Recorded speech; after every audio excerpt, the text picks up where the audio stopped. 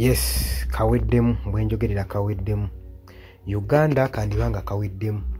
Eri mwami Yoweri Kaguta Museveni si mawulire malungi agavudde mu ggwanga erya US eri president ono Donald Trump. Oli kuyugi update CV kosinzo bango tuliza ebale kwekumira ku mayengo gano. Jukira ebbanga ddene Uganda tuze twefubako nga tulwana tulabe nga tutumbula ebyenfuna byaffe economy naddala exports goods gye transporting amawanga ag'enjawulo. Twalemererwa okukola relation diplomatic relation n'amawanga gaffe wano ag'okumulirwano ne twagala olw'okubanga eri batufujjirira aids mungi nnyo obuyambi obw'enjawulo ne tubanga trade issues zonna tuzitwala mawanga mu western countries. Kakati kaweddemu amawulire agava mu ggwanga erya US ng'omukwano gwange njagala okubanga nkutegeeza naye ng'oli ku Yogi Update CV kosinza obbanga otuwuliriza gwali emitala w'amayanja nkulamusizzaako nnyo obale kwekumira ku mayengo gano. Nammwe mwenna abampuliriza mbakubiriza ogenda mu maaso n'okubanga musubscribinga saako n'okulayikinga musharinge musobole okubanga munyweza amayengo g'amayengo ga channel eno gwe omukwano gwange tusobole okubanga tutuusibwako updates buli kadde. Amawulire agagwa mu ggwanga erya America galaga nti nno Donald Trump yataddewo ebisale yayongeza ebisale ebiri ku bitundu 10 ku 100 ku products exporting mu ggwanga erya Uganda. Era wamaze okuteekawo ebisale ebigenda okubeera nga bireetera ebyamaguzi byano oba ebyenfuna bya wano okubanga birafuubana. Yoweri Kaguta Museveni asindise amawulire amabi eri Donald Trump. Kati wazeewo wakati w'okusikanga n'omuguwa n'okuwaanisiganya ebigambo olw'ensonga nti no Uganda twabula abakulembeze abatuteekera eggwanga lyaffe okusobola okulaba nga tetusanga bizibu bwe biti maaso nga tebitusanga.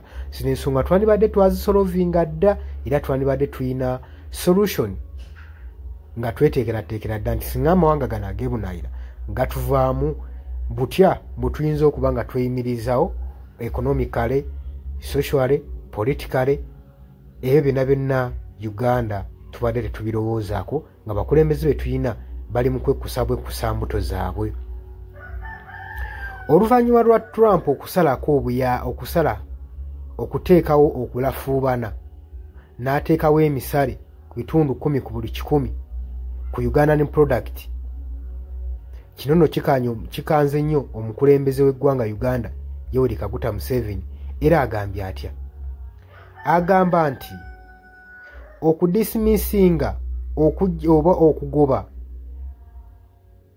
move ekoleddwa nga eri kiriya nti Uganda egenda maaso n'okubanga esasula ebitundu 10 ku buli 100 ku byamaguzi byayo mu ggwanga erya America. Mwami Yoweri Kaguta Museveni agambye newankubadde okozewo otyo ssebo tekigenda tuyigula ttama, tetugenda kubanga tutya. It will not intimidate us. Olw'ensonga zino wammanga Mwami Yoweri Kaguta Museveni alabise nga ali responsible ku ki kigenze maaso ne decision ekoleddwa eggwanga erya United States okuimposinga 10% tariff ebisale ku Ugandan products ku byamaguzi ebiva mu ggwanga erya Uganda, ng'agamba nti Uganda tesigenda kubeera ng'esasula bisale ng'etunudde ng'efokasinze towards, wabula kyegenda okukola egenda kwongera mu maaso n'okustrengthinga okwongera amaanyi mu regional trade n'okusinga okubanga basasula emisale eri Donald Trump. Agaye tugenda kutunuulira ekintu ky'okunyweza n'okwongera amaanyi mu byamaguzi mu trading dani okusinga okusasula ebisale ebibadde bya affectinze Uganda export. Oluvannyuma lwa order okuva ew'omukulembeze w'eggwanga erya United States, kali n'ebisale ebigenda maaso n'okwaffectinga Uganda ebya orderingddwa ne United States Trade Policy kyagendereddwamu okunyweza no controllinga over imports okuva mu mawanga ag'enjawulo gasobole okulaba nga tegakosa Washington DC global interests. Newankubadde Museveni agenze maaso nga nti eno move ekoleddwa tegenda kubanga eteeka Uganda ku paniki. Wabula naffe kye tugenda okukola tugenda kubanga tugenda kukaaba ku misolo gino gye batutaddeko, naye tugenda kuzimba enkolagana ey'amaanyi trade relations ne banneyiba baffe mu Afirika tusobole okubanga naffe tunyweza ebyaffe. Era agenze maaso n'okukkaatiriza nti East Africa saako ne African Continental Free Trade Areas markets ejja kubanga efalingibwa opportunities eziri reliable ate nga ziri suitable eri ebyamaguzi byaffe wano mu Uganda. Kakati nno bino ebigambo birabisenge bigenda mu maaso n'okumonkoola President wa US Donald Trump n'administration ye olw'okusayininga ebisale ku Uganda ng'ebigendwa byabwe byakureducinga nga byakujja mu mawanga gano aga Africa okudipendinga ennyo ku western markets, era nga amawanga gateekolera ntegeka ng'erya Uganda ombadde abakulembeze abeebafu, era kino ogenda olaba nga kigikosezza nnyo, era kigenda kubeera nga kiteekawo okulafuubana. Gino emisolo gigenda teekawo okulafuubana ku ekonomi naddala mu kibuga Kampala saako ne Washington DC.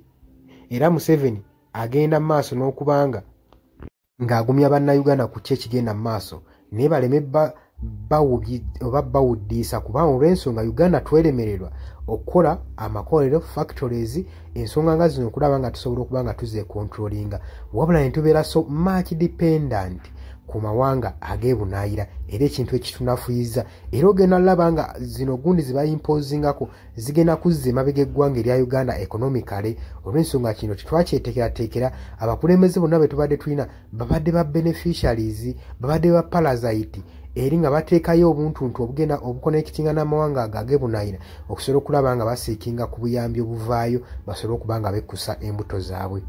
Oli ku Yugi Updates TV mukwano gwange osinza oba ng'otuuliza webali kwekuumira ku mayengo gano aga Yugi Updates TV. Gwatanatweyungako kirira wansi waliwo ekigambo subscribe kikoneko ojja kuba ng'otwegatako. Mbaagala nnyo, mweraba. Yes, nkulamusizaako nnyo mukwano gwange yonna gy'osinzira okuba ng'otuwuliriza bwenna omuwuliriza wa Yugi Updates TV. Mukola kyamaanyi nnyo okwekuumira ku mayengo gano. Mmwe abali emitala w'amayanja, abali mu diaspora, nammwe mbalamusizaako nnyo sibeerabidde kubanga wemmwe mpagi luwaga abayimirizaawo amayengo ga channel eno okubanga ekulaakulana n'okutuusa eddoboozi lyammwe eri abantu be muba mwagala libatuukeko bonna bonna. Abali emitala w'amayanja ye mbamenye ntya, abali Qatar, Dubai, US, UK, abali mu South Africa, abali ku muliraano mu Kenya, Nairobi, abali mu Canada, abali mu Dubai, mwenna mbaanirizaako nnyo mwe bali kwekuumira ku mayengo gano aga Yugi Updates TV. Kakati nno era mu ngeri y'emu twagala obbategeeza mikwano gyaffe nti enamba y'essimu gye tutadde mu WhatsApp gy'olaba eyo eri mu kikala ekimyufu, eri mu people power color, eyo nno gwayagala okuba ng'olanga naffe gy'ogenda okuba ng'oyitako gwe mukwano gwange gwayagala okukola advertisement osobola okuba ng'okuba bizinesi y'abantu. Enamba gy'oba oyitako ojja kuba ng'osobola bulungi nnyo communicatinga naffe buli kyonna ky'onooba oyagala tuteeseganyeemu nakyo gwe ali eyo ampuliriza. Mbeebazaamu ak'ensusso mmwe abagenze mu maaso okukola omulimu gw'okusubscribinga kweno channel. Buli w'osubscribinga kimanye nti oba oyongeddeko eddaala kweno channel. So mmwe mbeebazaamu ak'ensusso nammwe ababyagaliza ab'enganda bako n'ab'emikwano mbakubiriza okusubscribinga ku Yugi Updates TV. Mukolera ddala ekintu ky'amaanyi. Weewaawo naawe gwatanuma kuba ng'otwegattako nga oliko gwo atuwuliriza osobola okugenda wansi awo waliwo ekigambo subscribe n'okikoonamu ojja kuba ng'osobola bulungi nnyo otwegattako. Buli w'osubscribe nga kitegeeza oba ogenda kuba ng'ofollowinga buli kyonna ekigenda mu maaso ekikolebwa ku mukutu guno ogwa Yugi Updates TV. Kitegeeza ki? nti gwe ayagala okubanga otufollowinga woba omaze okusubscribinga tewerabirako na mukadde genda wansi wali okonene mukadde osobola okubanga ofuna notification message buli wokona mukadde wabeerawo ka notification message akajja akakulaga nti nno waliwo information elinkinze ku Yugi Updates TV gwe mukwano gwange ali eyo mpuliriza ng'era wembebazizza ekyensuso nammwe abajja mu comment section mbebaza mwabajja ne mukomentinga ne muteekako endowooza yammwe eri eggwanga ne mulitangaaza kubanga njagala mukitegeere lwaki mbakubiriza nnyo okujja mu comment section otangaaze omukulembeze ku kyekituufu kyateekeddwa okukola bangi tubalonda bulijjo ne tulowooza nti nno be basinga mu basinga leka kulonda mukulembezeewo oba mubakawo agenda obbakulembera gwe nolowooza nti nno buli kimu agenda kuba akyemalirira kimanye nti nno omulonze bulonzi mukulembeze kukulembera oba kukulembera kitundu kyammwe mmwe bagenda okukulembera yemmwe bagenda okuba nga akiikirira bukiise eri yonna yonna mu gavumenti so si tekyandibadde kya bwenkanya omulekera obuvunaanyizibwa n'otamu advisinga ky'oba olaba mbakubiriza okujja mu comment section muteekewo endowooza zammwe musobole okutangaaza ku bakulembeze bammwe ku biki ebituufu bateekeddwa okukola bangi tubalonda bulijjo ne bagenda mu paliamenti nga babadde bantu balamu ne batuukeyo ne bawuttaalirayo kitegeeza ki nti olina okuba nga buvunaanyizibwa bwo okuzuukusa omubakawo oba olaba nga yeebase gwe mukwano gwange ali eyampuliriza ne ntumirako nammwe abalwanidde eddembe ly'enkyukakyuka mu ggwanga lyattu Uganda mukola kyamaanyi nnyo okulwanirira enkyukakyuka gwe ali eyayeebase ng'ebintu tobiraba obanga olabanga ebitakukwatako bijja tuuka ekiseera bikwateko wabula ate gwe nkuzaamu amaanyi agenda mu maaso n'okuyiwawo omubiri ng'olwanirira enkyukakyuka bannange abantu abo mubeebazeemu akensuso kubanga bakola kyamaanyi nnyo obbaliidinga n'obbakulemberamu n'okubalaga ki ekituufu ekisaanidde okukolebwa mukimanye mu nsi we tuba tubaako be tulwanirira oba be tuluubirira si lwakuba nti nno tukolerera oba abasinga bayinza olowooza nti omuntu ogenda mu maaso n'okuba nga alwanirira enkyukakyuka alina bye yeeyagaliza nga ye omuntu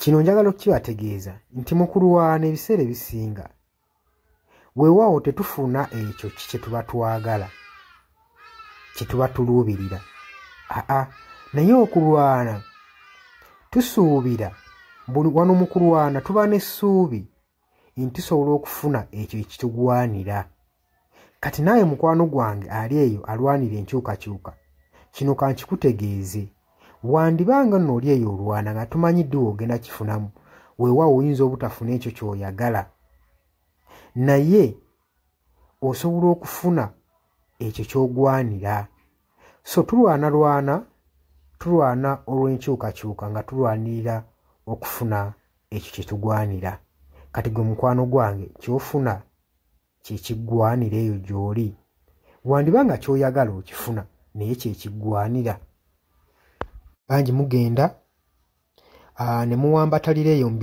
bibiina by'obufuzi ne babafujjirira omusimbi yesi ssente ozifuna bazikuwa era obulamu bwo bweyagala naye okakasa ekyo kye bakuwa kye bakufujjirira mu kabaasa kyekiggwanira ebiseera ebisinga ffe tetulwana olw'okuba nti no twagala kufuna ebyo bye twetaaga nedda wabula tutunuulira nnyo pointi eno nti kye tugenda oba kye tulwanira kyenfuna kyengwanira mutuufu ogenda n'owetunulamu n'olaba nga kyofuna si kyokola ki si kyogwanira nga ggwe munnansi ky'oba ovaayo n'embavu osobola okuba nga olwanirira enkyukakyuka gwe mukwano gwange ali eyampuliriza nja basaba kano akatambi tugende mu maaso n'okuba nga tukasheyalinga buli muntu ategeere kiki ekigwanidde okukolebwa na lwaki enkyukakyuka esaanidde okubeerawo mu ggwanga lyattu Uganda